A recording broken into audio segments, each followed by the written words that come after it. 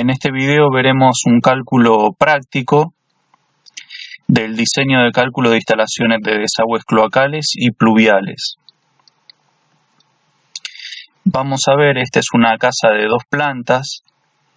Este ejemplo está en el libro Instalaciones sanitarias y contra incendio en edificios, Infraestructura sanitaria urbana, tercera edición, y el autor es el ingeniero Díaz Dorado. Acá en esta casa vemos las diferentes tuberías, están todas las instalaciones, la instalación de desagüe pluvial, acá lo vamos a ver, en amarillo, según la normativa de la ex Obras Sanitarias de la Nación de Argentina, se rige por determinados colores. La tubería de desagües pluviales es amarilla, la tubería de ventilación es verde, la tubería de desagües primarios, cloacales primarios, es color vermellón, mientras que la tubería de agua caliente es un color carmín, es también rojo, pero es otra tonalidad de rojo y además está representado en una línea más fina. Después tenemos los desagües secundarios. Esos están representados acá en este corte no se ve, pero están representados en color siena. El color siena es un color similar al óxido de hierro. Y también se ven en este plano, en este corte, la representación del color azul para cañerías de agua fría. Entonces acá vemos diferentes cámaras de inspección en la parte cloacal, vemos una cámara séptica, después vamos a profundizar un poco en esto, vemos el pozo absorbente, vemos 2 pozos absorbentes, después en cuanto al agua fría vemos un tanque de bombeo que bombea unos tanques de reserva elevados. Acá vemos el colector y las diferentes bajadas. Y en cuanto al agua caliente, bueno, una de estas bajadas va a un termotanque, que es el calentador de agua, y se distribuye agua caliente por toda la casa. Entonces, sistema de desagüe cloacal. En la zona no existe aún red de colectoras cloacales, se ha dispuesto por este motivo un sistema de desagüe semidinámico mediante cámara séptica y pozos absorbentes. En algunas bibliografías, incluso en este libro, está como estático, un desagüe estático, pero nosotros suponemos como estático, o tomamos como estático, una letrina. En este caso hay una cámara séptica y pozo absorbente, lo denominamos semidinámico, y el caso de sistema dinámico denominamos en el caso de que haya una colectora. Como dice acá, igualmente se ha previsto la posibilidad futura de desagüe a colectora. Este desagüe a colectora cloacal, a la red externa, lo denominamos como sistema dinámico. El material utilizado en el sistema es polipropileno, los diámetros indicados son nominales. Bueno, normalmente las tuberías de desagüe son de PVC, policloruro de vinilo. Sí hay fabricantes, por lo menos acá en Argentina hay uno de polipropileno para este tipo de tuberías. Y bueno, los diámetros nominales son los diámetros comerciales. Pero vamos a ver que hay una serie de tablas y de cálculos que se calcula con los diámetros internos. Así que en esas tablas vamos a utilizar los diámetros internos, no los diámetros, o por lo menos para la confección de esa tabla vamos a utilizar los diámetros internos, no los nominales. Bien, en cuanto al trazado, el sistema semidinámico se compone de cámara séptica y pozos absorbentes convenientemente ventilados. La cámara séptica adoptada es prefabricada y de planta circular. Ahora lo vamos a ver en el plano. Las cámaras sépticas obviamente se pueden hacer in situ con ladrillos o de diferentes formas, y una opción, digamos que más fácil, podría ser donde existiera la posibilidad de comprarla, podría ser una cámara ya prefabricada. En planta baja, en la figura que vamos a ver, se ven las cámaras de inspección que recogen el desagüe de los locales sanitarios de planta baja y de las bajadas 1 y 2 de planta alta. Bueno, ahora lo vamos a ver. Entonces, acá tenemos varias cámaras de inspección, todas de 60 por 60. Estas cámaras de inspección, bueno, recoge el líquido de planta baja. Acá tenemos otra. Tengamos en cuenta de que en lo que tiene que ver con cañerías cloacales tenemos que evitar, por supuesto, los accesorios, las curvas a 90 grados. Y bueno, una de las formas, por lo menos acá, podemos generar un cambio de dirección, un cambio de pendiente, un cambio de altura. Lo podemos lograr colocando una cámara de inspección. Además, estas cámaras de inspección obviamente van a servir para la desobstrucción de esta tubería. Bien, entonces acá tenemos otra cámara de inspección y acá tenemos esta cámara de inspección a la cual convergen el líquido de las otras, de toda la red. Y de esta cámara de inspección va a la cámara séptica de sección circular, como decía, en la memoria descriptiva, y de la cámara séptica que va a separar líquido de sólidos, va a pretratar el líquido va a pasar a los dos pozos absorbentes. ¿Sí? Yo me imagino que por desborde pasará de un pozo absorbente a otro, en caso de que esté colmatado momentánea y temporariamente uno, ¿no? Y el tema de las bajadas, bueno, acá vemos una bajada. Ahí donde está el círculo vemos la bajada 1. Esa viene de la planta alta. Acá está indicada como con el 1 y 2 círculos concéntricos. El primer círculo o el círculo interno es en rojo o en vermellón, porque se trata de un caño de descarga y ventilación. Y la parte de ventilación es el círculo externo verde. Entonces esa simbología nos indica que es una tubería, un caño de descarga y ventilación.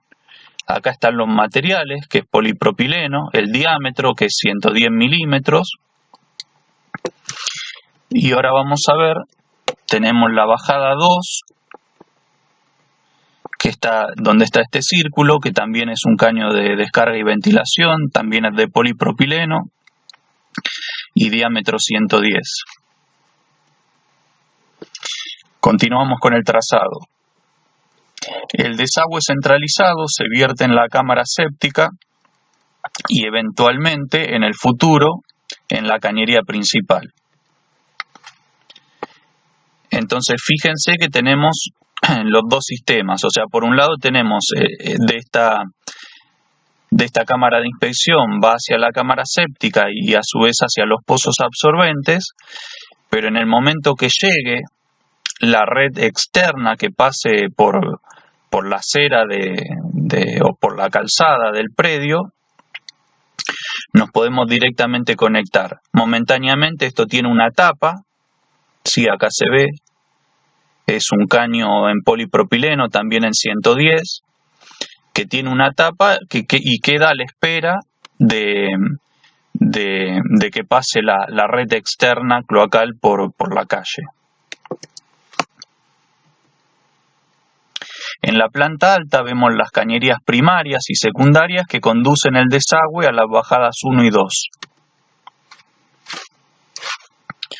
Bueno, lo vemos acá, ahí luego haremos un zoom de esta parte, pero vemos estas cañerías que tienen ese color siena, ¿sí? Un color entre marrón y un color, creo que está formado entre un 40 y 70% de óxido de hierro, entonces tiene ese color característico. Esta sería la cañería secundaria y la cañería primaria es la que está en rojo vermellón. Acá vuelvo a indicar lo mismo, esta bajada 1 es la que corresponde al caño de descarga y ventilación. Y acá vemos la segunda bajada. Esta es la segunda bajada y está indicado acá. Esta es la bajada 2, también caño de ventilación, de descarga y ventilación, material y diámetro de esta tubería, indicado con el número y dos círculos concéntricos, el primero vermellón y el círculo externo verde, por tratarse de una ventilación. Acá tenemos un zoom de lo mismo.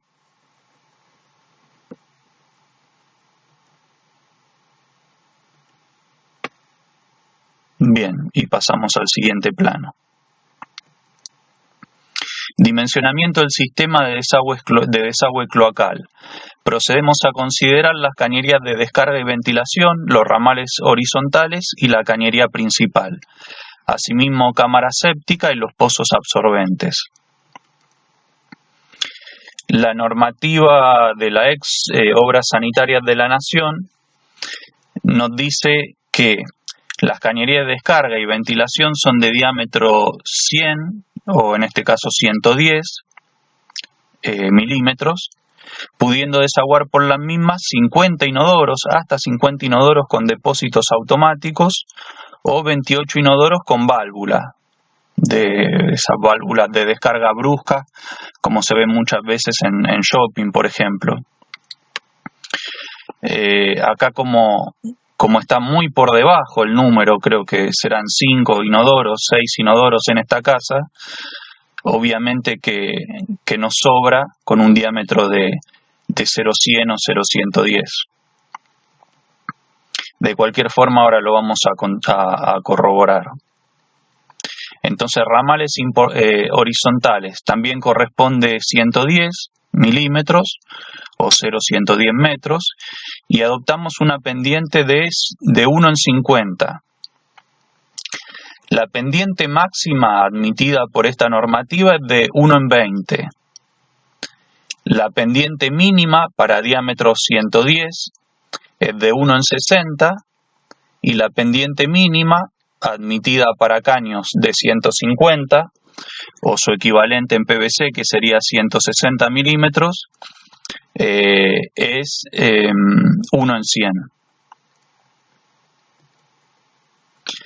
Entonces yo hago lo siguiente, tengo 6 inodoros, este 0,60 es el consumo de cada inodoro, nosotros damos 160, en el caso de que sea, por ejemplo, un artefacto con descarga brusca. Estos artefactos con descarga brusca son los que tienen depósito o este tipo de válvulas de descarga. Después acá entonces multiplicamos 6 por 0,60 y eso nos da 3,60 litros por segundo. Después esta pileta de cocina y pileta de lavar o máquina de lavar, estas tres forman parte de un conjunto, como por ejemplo en el baño, el lavabo y demás. Se supone que no estoy utilizando todo a la vez, entonces tomo este conjunto como 1. Es por eso que tengo 0,13, que es el valor de descarga para descarga por derrame, donde estas descargas por derrame serían canillas, serían un lavabo, sería la pileta de cocina, la pileta de lavar, bueno, todas estas tomo un caudal de 0,13 litros por segundo. Y después tengo estas CS, son canillas de servicio, que tengo 3 en la casa. Entonces, bueno, ahí tomo 3 por 0,13. Acá lo que hace el autor es, a la suma de estos caudales, le saca la raíz cuadrada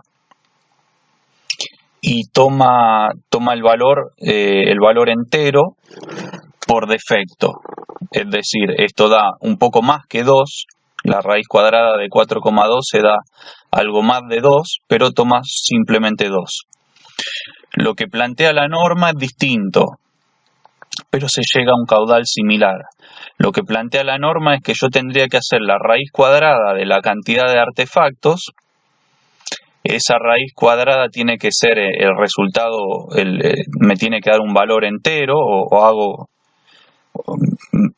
me da un valor entero por defecto, es decir, la raíz cuadrada de 6, tomo 2. Si bien también es mayor que 2, bueno, tomo 2 porque es un valor entero, 2 es un valor entero y que es un valor por defecto. Si no, tomaría, por ejemplo, 3. Esto no recuerdo cuánto da la raíz cuadrada de 6, pero si diera 2,4, por ejemplo, tendría que tomar 3. Pero no, la normativa lo que me dice es que tome valor 2. Hago la raíz cuadrada de estos, que considero que para mí que es un solo artefacto, entonces la raíz cuadrada de 1, que es 1. Y en este caso la raíz cuadrada de 3, que también adopto el valor 1 por ser el valor entero y por defecto. Y a su vez estas raíces cuadradas, este número, lo multiplico por 0,60 en el primer caso, es decir, la raíz cuadrada de 6, tomo 2. Y lo multiplico por 0,60, eso me da 1,2. Después la raíz cuadrada de 1, que es 1, y lo multiplico por 0,13. Y después hago la raíz cuadrada de 3, que en este caso va a ser 1, y lo multiplico por 0,13. ¿Sí? Entonces todo eso me va a dar 1,59. Bien, ese es el caudal que yo tendría que buscar en la tabla, 1,59. Según esta forma del autor, la raíz cuadrada me da 2, así que son dos números bastante parecidos.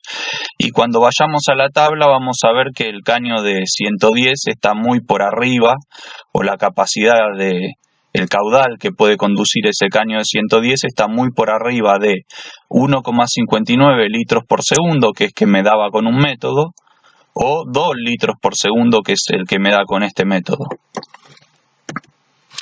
Entonces vamos a la tabla. Esta tabla es una copia de la norma de Obra Sanitaria de la Nación, donde yo tengo las pendientes a partir de 1 en 6 hasta 1 en 100.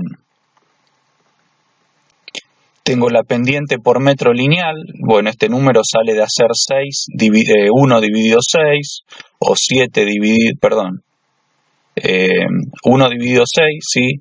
O 1 dividido 7, o 1 dividido 8, o 1 dividido 9. Y acá tengo el gasto que figura en esta normativa. Este gasto yo fácilmente lo puedo sacar si yo tengo el diámetro y tengo la pendiente, fácilmente con la fórmula, por ejemplo, de Hazen-Williams, o cualquier otra fórmula que yo teniendo dos datos y una incógnita, por ejemplo, no sé si tengo dato el caudal y el diámetro, yo puedo sacar la pérdida de carga, por ende la velocidad, y puedo asociarlo con la pendiente, ¿sí? O si tengo la velocidad y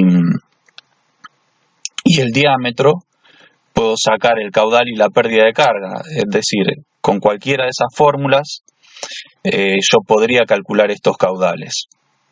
Bien, entonces veamos que para una pendiente de 1 en 50, estos serían 0,02 metros por metro. Para este caño de diámetro 100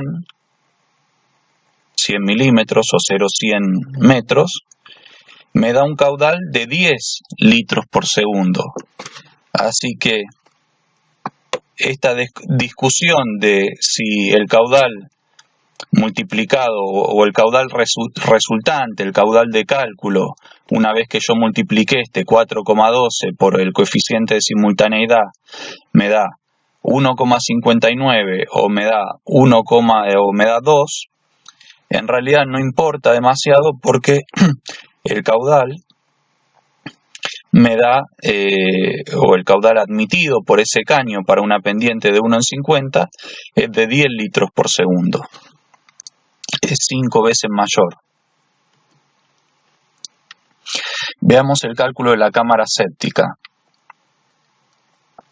En esta vivienda viven 7 personas. Nosotros tenemos la cámara séptica debería tener una capacidad de 200 litros por persona, entonces la cámara séptica debería tener 1400 litros de volumen, ¿sí? Y esta cámara séptica premoldeada responde ampliamente responde a la capacidad necesaria, así que bueno, no hay mucho más para decir sobre esto. Veamos el tema de los pozos absorbentes.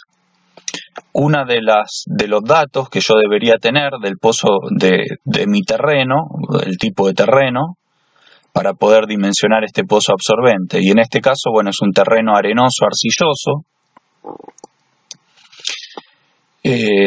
La provisión de agua es abundante, entonces se me ocurre que por ahí, a pesar de que no pasó el agua,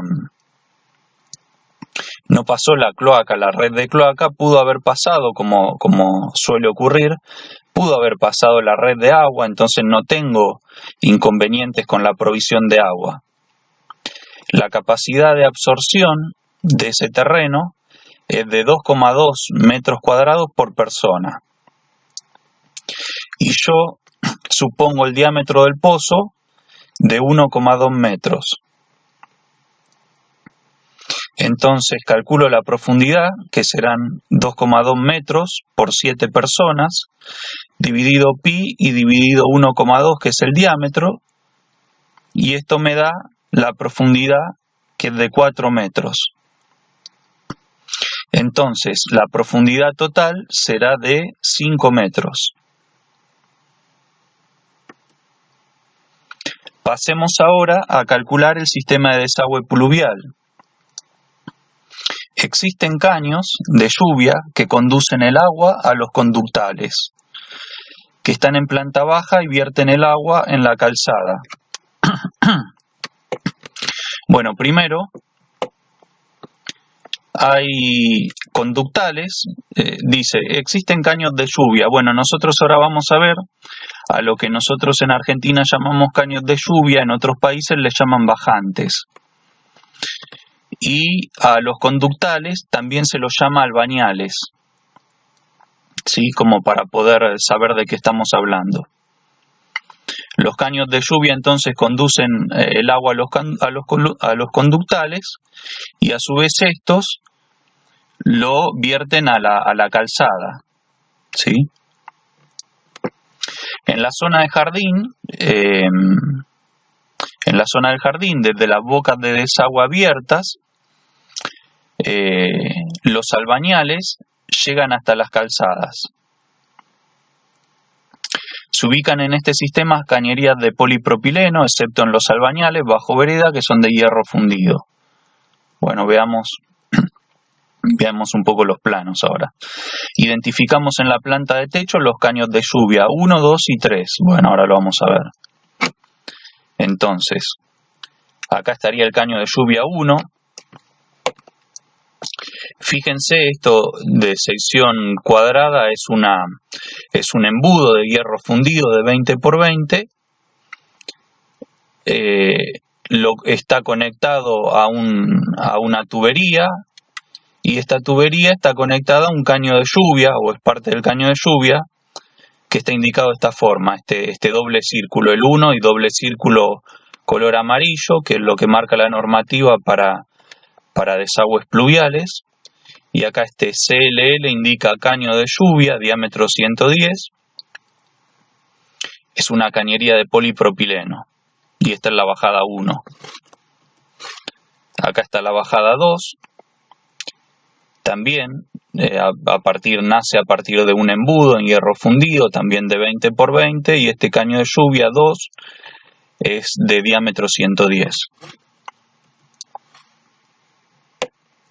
Acá la bajada 3, bueno, se inicia en dos embudos de 20 por 20 de hierro fundido, ¿sí? Y acá se indica la tubería caño de lluvia, diámetro 110.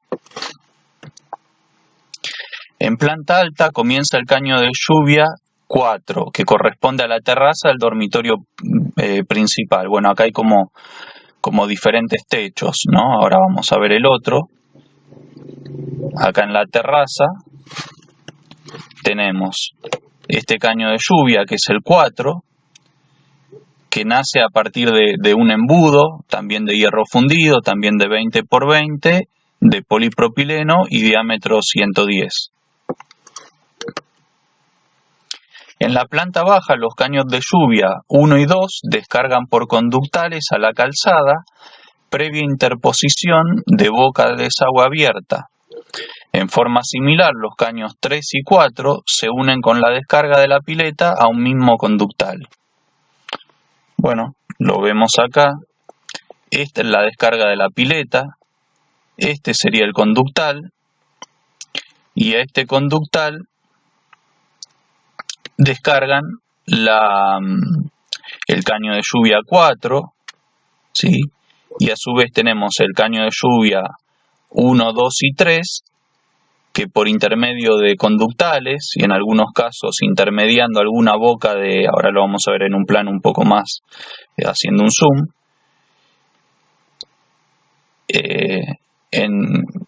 en el intermedio, digamos en ese conductal, antes de la descarga, en la calzada, se coloca una boca de desagüe abierta. En el frente, las rejas de entrada principal y del garage tienen albañales independientes. Entonces acá tengo, en la reja de la entrada principal, tengo unas canaletas y tengo unos albañales independientes. Acá, por ejemplo, tengo una boca de descarga abierta de 20 por 20 que va a evacuar la lluvia, la precipitación caída sobre este jardín. En toda la zona del jardín se han dispuesto bocas de desagüe abierta, bueno, lo que les comentaba, y las descargas por conductales. Bueno, esta es una vivienda que está en esquina, entonces por esa razón desagua a dos calzadas. ¿Sí? Acá hay un conductal que une varios caños de lluvia, por un lado, y después hay otros conductales o albañales que son independientes. Por ejemplo, estos que están en la reja de entrada, que acá se ubican canaletas, y después tengo otros jardines. Acá tengo otro jardín en el fondo, digamos, o en el otro frente, que desaguan a bocas de desagüe abiertas y luego a los albañales independientes también. Acá tenemos un zoom de lo mismo. Acá vemos una boca de desagüe abierta que viene de un jardín. Acá viene otra boca de desagüe abierta de otro jardín. Y acá, por ejemplo, tengo que es una canaleta con algún tipo de reja, ¿sí? Sobre el frente, que también en forma independiente descarga por un albañal. Y después tengo lo que ya vimos, los caños de lluvia que descargan a estos conductales o a este conductal. Estos por un lado, el 4, el caño de lluvia 4 que veíamos, que venía del balcón que estaba encima del dormitorio principal. Y después tenemos estos otros, el caño de lluvia 2 y el caño de lluvia 1.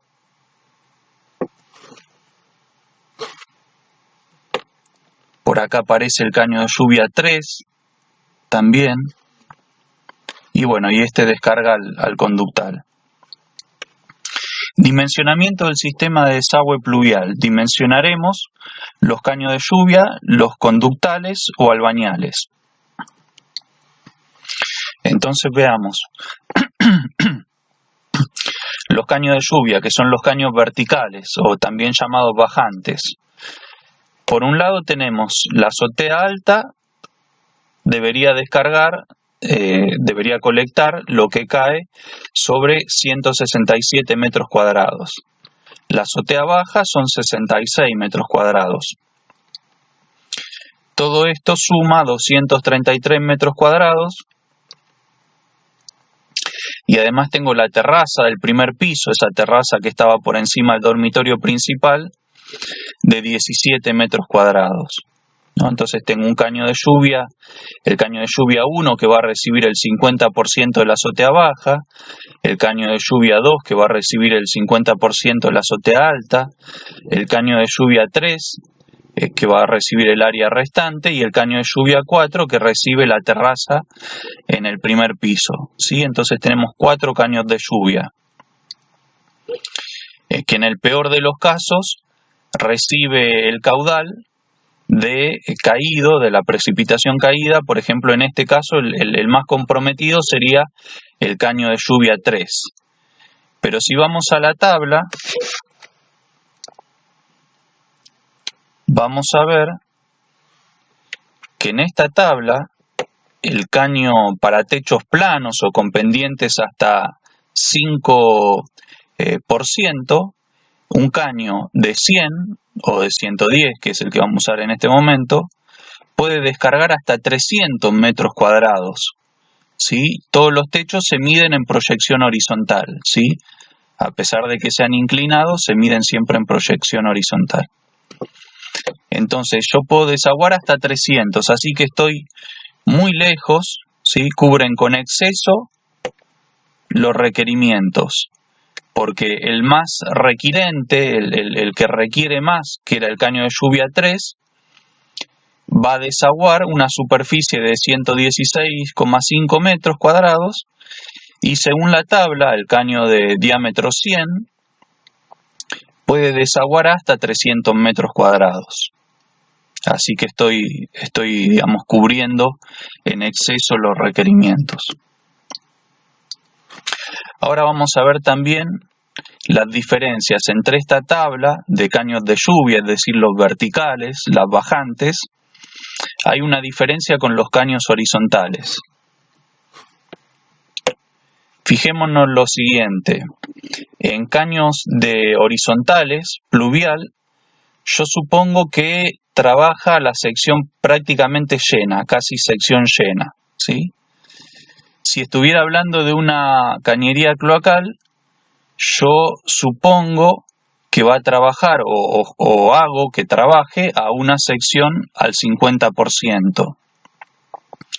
Pero la tubería vertical, por una cuestión física, cuando el agua cae en forma vertical, se va pegando, se va ciñendo a la parte interna de la tubería y va generando como una especie de agujero, ¿sí?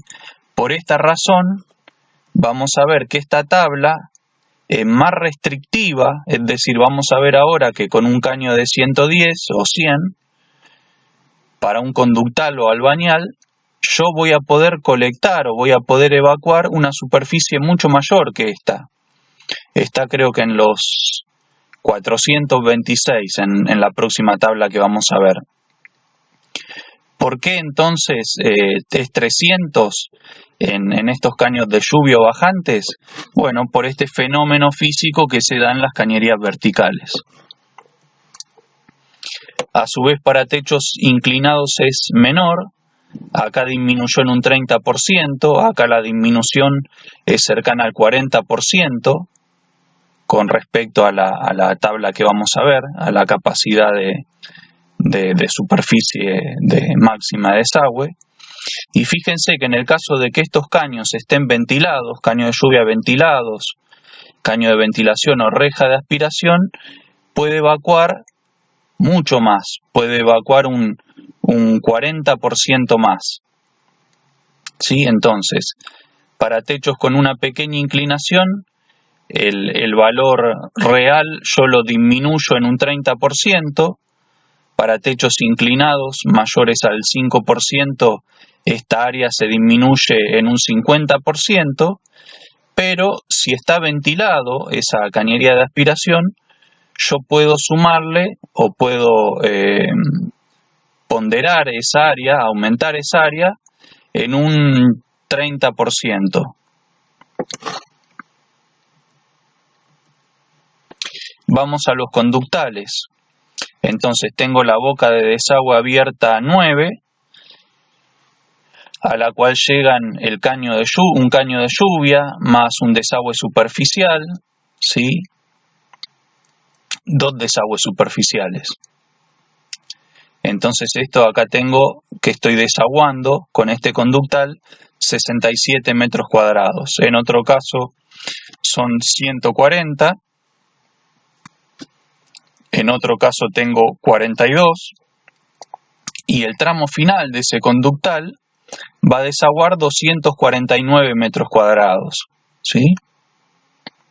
Acá, bueno, tengo las canaletas de desagüe superficial, esas 3 canaletas que estaban en el ingreso de la vivienda. Sí, tengo la canaleta, perdón, esta es la canaleta 3, que debería evacuar 60 metros cuadrados, la canaleta 2, que debería evacuar 30 metros cuadrados.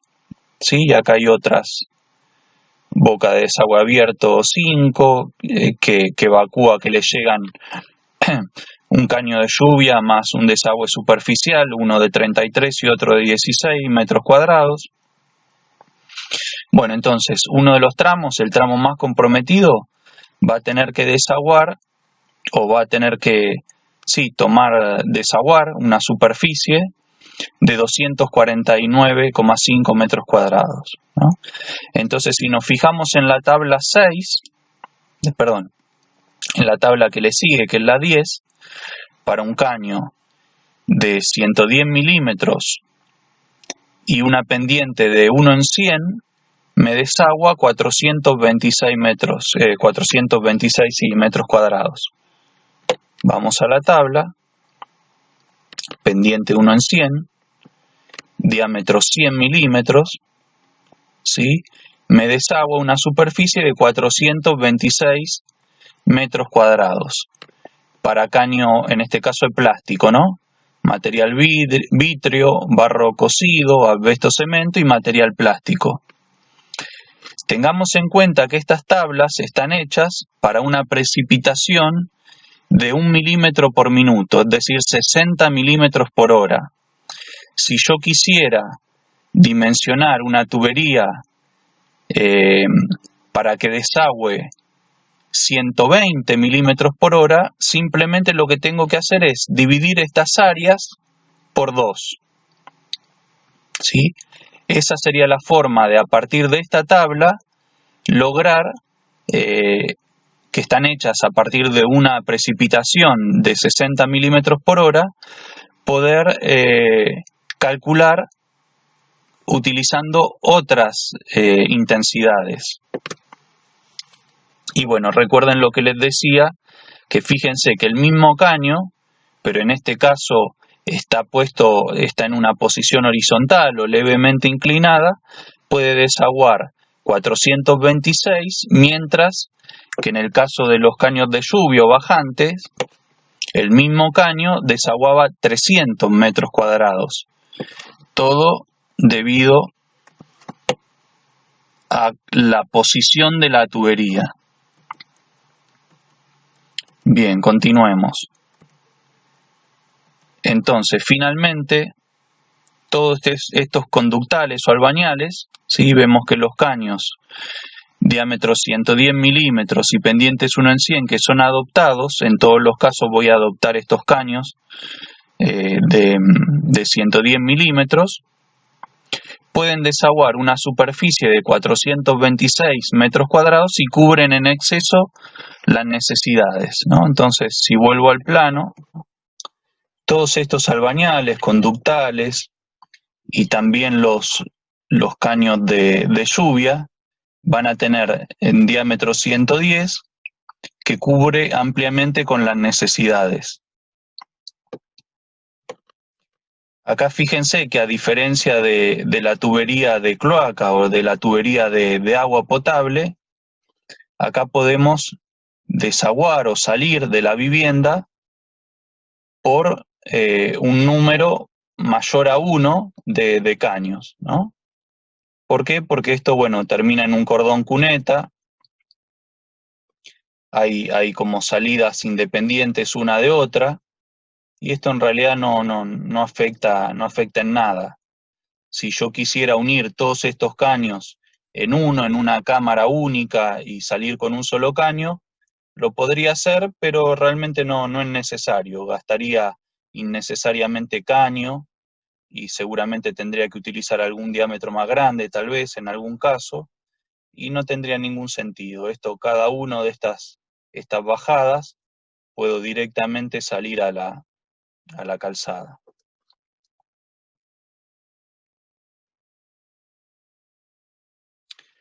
Ahora les voy a mostrar, bueno, yo les comentaba, esto lo extraje de un catálogo de Aquaduct.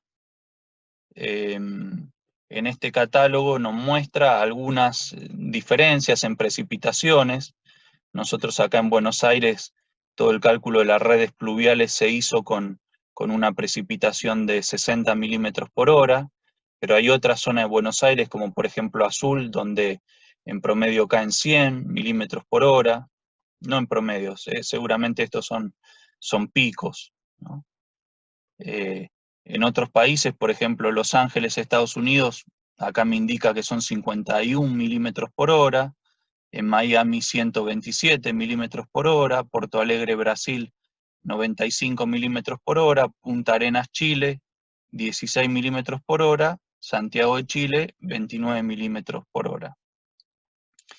Acá me hace esta referencia, a falta de datos locales, recordemos considerar 80 milímetros por hora en zona de precipitaciones de intensidad moderada, 120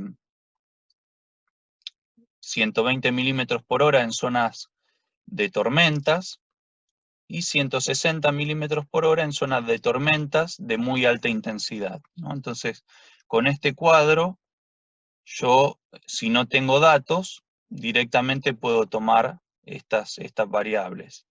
Lo interesante de este catálogo también, que yo les adjunto las imágenes, es que no están hechos en base a una única precipitación, sino que acá, por ejemplo, veo los diámetros nominales, el caudal que puede conducir, en este caso es para las cañerías verticales, caños de lluvia, bajantes, y veo las diferentes áreas. Para los diferentes diámetros, diámetro 50, diámetro 63, diámetro 110, diámetro 160, en polipropileno, ¿sí? Pero para las diferentes intensidades de lluvia. Ahora hagamos la siguiente, ahora lo vamos a ver. Esta tabla la puede confeccionar cualquiera de nosotros, en este caso está hecha por la fórmula de Willy Eaton, con una rugosidad de 0,010, ¿sí? Pero nosotros la podríamos utilizar con las tablas o la fórmula de Land, con la fórmula de Hazen-Williams, es decir, hay unas cuantas fórmulas que teniendo el diámetro, o las variables normalmente son diámetro, caudal, pérdida de carga, y teniendo dos de esas variables, puedo hallar la tercera. Acá vemos esta tabla donde tengo las superficies a desaguar también en metros cuadrados, pero en este caso para conductales o albañales. Acá lo interesante de esta tabla, lo que yo veo interesante es que, bueno, tiene la pendiente, 1 en 200, también la tiene en porcentaje, los diferentes diámetros nominales y las velocidades, ¿no? Entonces, fíjense que una pendiente 1 en 200, la velocidad es demasiado baja, ¿sí? Puede generar algún tipo de sedimentación, sobre todo para, para líquido cloacal, ¿sí? A medida que la pendiente se va incrementando, la velocidad también se va incrementando, ¿sí? Acá tenemos los caudales y bueno, la superficie a desaguar, o la superficie máxima, para los diferentes tipos de lluvia. Y acá quiero hacer el siguiente ejemplo. Fíjense, para una lluvia de 60 milímetros, que 60 milímetros era como estaban confeccionadas las otras tablas, me desaguaba una superficie de 40 metros cuadrados. Pero como les decía, si yo tengo que desaguar, si la intensidad de lluvia es 120, va a desaguar una superficie de 20 metros cuadrados. Es decir, tengo que dividir por 2 este número. Y así vemos con las diferentes pendientes hasta llegar al 1 en 20, que es la pendiente máxima, ¿sí? Y fíjense que las velocidades son importantes ya acá, ¿sí? Las velocidades están en el orden de 2,2, 2,8, que es una velocidad ya es importante. Máximo, digamos que deberían ser una velocidad de 3 para que no generar una pérdida de carga tan importante.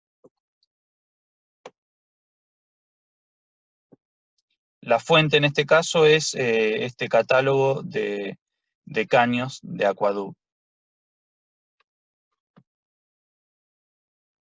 Bueno, muchas gracias. Si tienen alguna duda, no dejen de comentar.